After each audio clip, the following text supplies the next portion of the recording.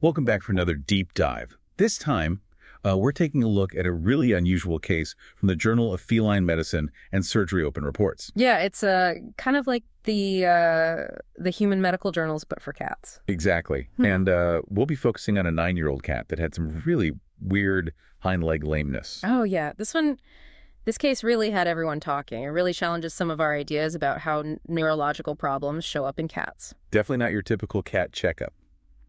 So what's the mystery here? Why is this case so unique, and what can it teach us about how the nervous system works in cats? So picture this, right? A cat owner walks into the vet clinic with their 9-year-old cat, and the cat's got this limp in its left hind leg. Okay. But here's the thing. The limp is really bad, but the cat doesn't seem to have any other neurological problems. So no like wobbly walking or trouble balancing, just this weird limp. Exactly. Yeah. That's what makes this case so strange. It's not what we usually see with neurological stuff in cats. Okay, so let's get into the details. What did they find when they first examined the cat? Well, the cat had been resting and taking pain meds for 2 weeks, but the limp wasn't getting any better. They took some x-rays and found a few interesting things. There was some mild narrowing of the space between the L6 and L7 vertebrae, which is in the lower back. And there was also this small mineralized structure right above the left intervertebral foramen. Okay, wait, hold on. For those of us who haven't been to vet school in a while, remind me what an intervertebral foramen is again. Oh, right. It's basically a little opening between the vertebrae where the nerve roots come out of the spinal cord. Oh, right. Like a little doorway for the nerves. And in this case, that mineralized structure right by the foramen was a big sign that something wasn't quite right. So we've got this mysterious limp and then this strange structure near where a nerve comes out of the spine. I'm starting to see why this is such a puzzle. Exactly. But here's where it gets even more interesting. Besides that little thing on the x-rays, they couldn't find anything else wrong with the cat's bones or joints. So it wasn't just a simple muscle or bone problem. Nope. So since they couldn't find a simple explanation, they decided to take a closer look at the cat's nervous system. Okay. So this is where we get into the really complex stuff. What did the neurological exam show? Well, it confirmed that the cat definitely had a moderate limp in that left hind leg. They graded it as a 3 out of 5 on the lameness scale. But here's the crazy part. There were no other neurological problems at all. So the cat's leg wasn't working right, but neurologically everything else seemed okay. You got it. No problems with coordination, no weird reflexes, nothing. Which, as you can imagine, really surprised the vets. That's the burning question, isn't it? Why was this cat limping without any other signs of a neurological problem? That's the question that had everyone stumped. And the answer, as you'll see soon, is actually a really rare and specific neurological thing. All right, so we've got this mystery on our hands. Lameness, but no other neurological issues. Yeah. What did the vets do next? Well, they wanted to get a better look inside, so they did an MRI. Ah, the MRI, a window into the body. What did it show in this case? It actually showed something pretty amazing. They found a left-sided L6-7 far lateral intervertebral disc extrusion. Whoa. Okay, slow down there. What in the world does that mean? I get the slip disc part, but what makes it far lateral? Yeah, good question.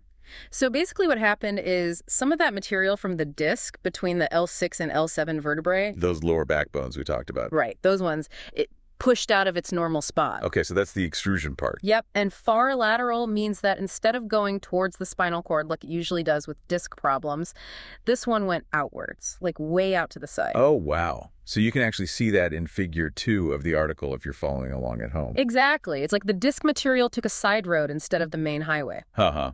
I love that analogy. And that's really important because it went so far out to the side, it wasn't actually pressing on the spinal cord itself. Oh, so it was like bypassing the spinal cord. Exactly. Instead, it was pushing on one specific nerve root right as it was leaving the spinal canal through that intervertebral foramen we talked about. Ah, okay. Yeah. I'm starting to see the connection now. Yeah. So it was that nerve that was getting pinched and causing the lameness.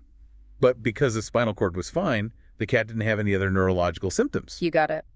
That far lateral location is the key to why the cat only had lameness and nothing else.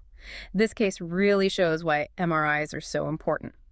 X-rays are helpful, but sometimes they don't show the whole picture. So the MRI was like the missing puzzle piece. Totally. So what do you think they did next? Well, the cat had already tried rest and pain meds for 2 weeks, and it wasn't working. So I'm guessing they had to do surgery. You're right. It's a Wow. pretty specialized surgery, but it can be really effective.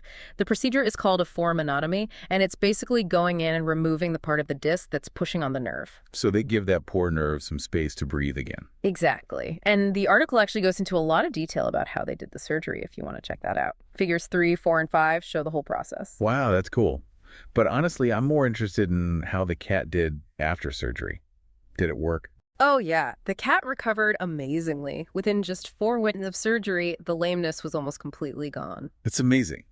So this cat went from a mysterious limp to almost fully recovered, all thanks to some great detective work and a skilled surgeon. But what makes this case so special in the world of feline neurology? Well, the really crazy thing is that far lateral intervertebral disc extrusions are super rare in cats. Before this case report, there was only one other one that had ever been reported, Wow, so this is only the second time this has ever been seen. as far as we know. Yeah. And to make it even more interesting, that other case was treated without surgery. This is the first time we've seen a case like this treated successfully with surgery. That's a huge deal.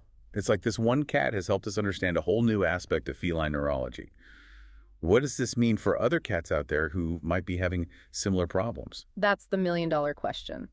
This case shows us that there might be a lot of cats out there with unexplained lameness that's actually caused by these far lateral disc extrusions. And it also shows us that surgery might be a good option for treating them. So basically, if a cat comes in limping and nothing else seems to be working, vets should think about the possibility of a neurological cause. Exactly. We need to keep our minds open to all the possibilities. This is really exciting stuff. It seems like this case opens up a whole new way to treat these kinds of problems. I think so, yeah. This case report is really suggesting that surgery, like the foraminotomy they did here, could be a really good option for other cats with these far lateral disc problems. So it's not just about meds and rest anymore. Surgery could be the answer, especially if the other treatments aren't working. Right. And of course, we always need more research. But this case report is a big step forward.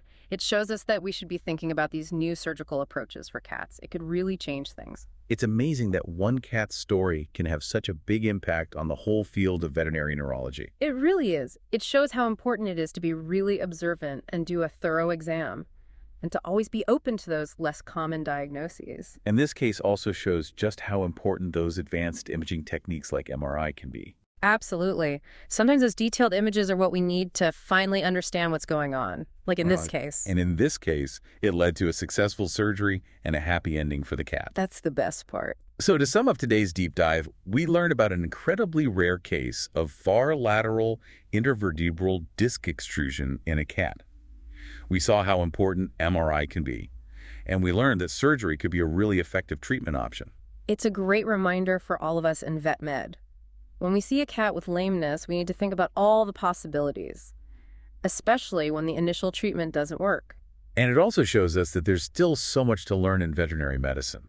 New discoveries are happening all the time, and that's great news for our feline patients. I agree completely. From Vet NeuroJar, keep those minds inspired, hearts light, and tails wagging.